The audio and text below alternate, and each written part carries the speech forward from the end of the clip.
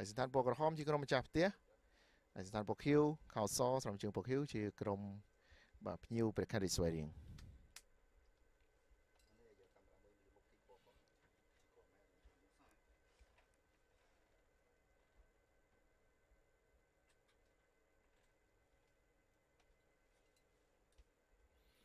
បាទអញ្ចឹងកណ្ដាលប្លង់ពេជ្រអក្សរាគឺជាបាទអ្នកដឹកនាំការប្រកួតនេះយើងឃើញថាត្រឹមតែបាទ1នាទីនិង20វិនាទីជាងតែប៉ុណ្ណោះការបញ្ជូនបាល់ឆ្ងាយពីខាងក្រៅមកប្រធានក្រុមលឹមសុកជាផ្ដាច់មិនបានល្អបាទគាត់ពន្យាធ្វើឲ្យបាទទីសំណាងដែលរត់មកពីខាងក្រោយបាទឆាបហើយទាត់បញ្ចូលទីបានយ៉ាងល្អអត់យល់ចិត្តគ្នារវាងអ្នកឆាំទីជាមួយនឹងខ្សែការពារគាត់បាទស្ទើរទំនាក់ទំនងដល់ពេលអញ្ចឹងបាទអ្នកចាំទីក៏អត់ឡើងបាទខ្សែប្រយុទ្ធខ្សែការពារក៏អត់ផ្ដាច់បាទធ្វើឲ្យខ្សែប្រយុទ្ធរបស់ភ្នំពេញក្រោនអាចរកបានគ្រាប់បាល់ហើយត្រង់នេះក៏ស្អាតណាស់ដែរបាទកីឡាករនេះជប៉ុនបាទទាំងពីររូបបាទគឺអៃរិជាអ្នកបញ្ជូនធ្លាក់បោកដីមួយបាទមីគីកាប់បញ្ចូលទីបានយ៉ាងល្អបាទគ្រាប់បាល់ទី2របស់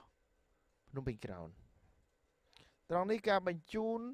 ដែលគឹមមេងបាទគាត់បាទប្រហែសបន្តិចគឺបាទអត់បានឆែកក្រោយខ្នងធ្វើឲ្យមៀតសាភាបាទរត់ទៅបន្ថែមតែក៏បានសង្គ្រោះដោយជាហ្វារីយ៉ាត្រង់នេះការទាត់បាល់ free kick រយៈចម្ងាយឆ្ងាយក៏ជះបានចេញក្រៅដោយអ្នកចាំទីចនជីតាការទាត់បាល់ free kick ដ៏ល្អរបស់វិបុលសេរីសេដ្ឋាហើយក៏មានបាទការ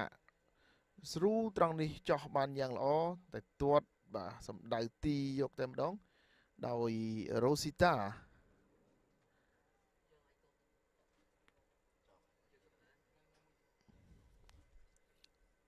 បន្តចូលដល់វគ្គទី2បន្ទាប់ពី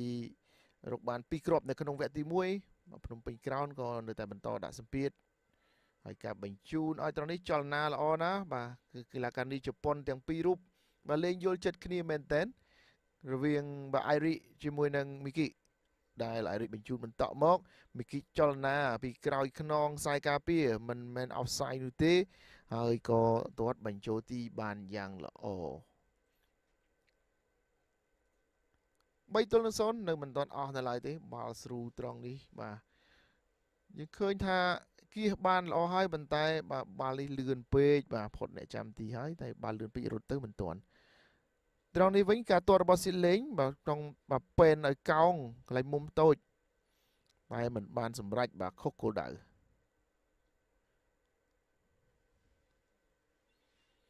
នេះគឺជាការឲ្យដ៏ល្អរបស់វិផាកាត់ខ្សែការពារទៅរកវឿនសុឋានក៏ល្អណាស់ដែរបណ្ដើរបាល់គ្រប់គ្រងនិងបញ្ចប់ទីមុំតូចបានយ៉ាងល្អគ្រាប់បាល់ទី4របស់ភ្នំពេញក្រោនបាទគឺជាគ្រាប់បាល់ចុងក្រោយនៅក្នុងការប្រកួតនេះបាទទេស្អាតណាស់បាទមិនឲ្យខកខានឱកាសមួយនេះទេ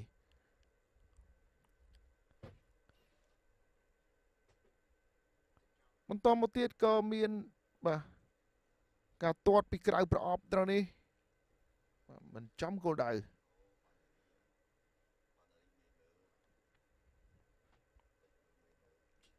អញ្ញាកណ្ដាលបានផ្លុំកញ្ចែបញ្ចប់ការប្រកួតជាផ្លូវការភ្នំពេញក្រោនរកបាន3ពិន្ទុតាមរយៈជ័យជំនះ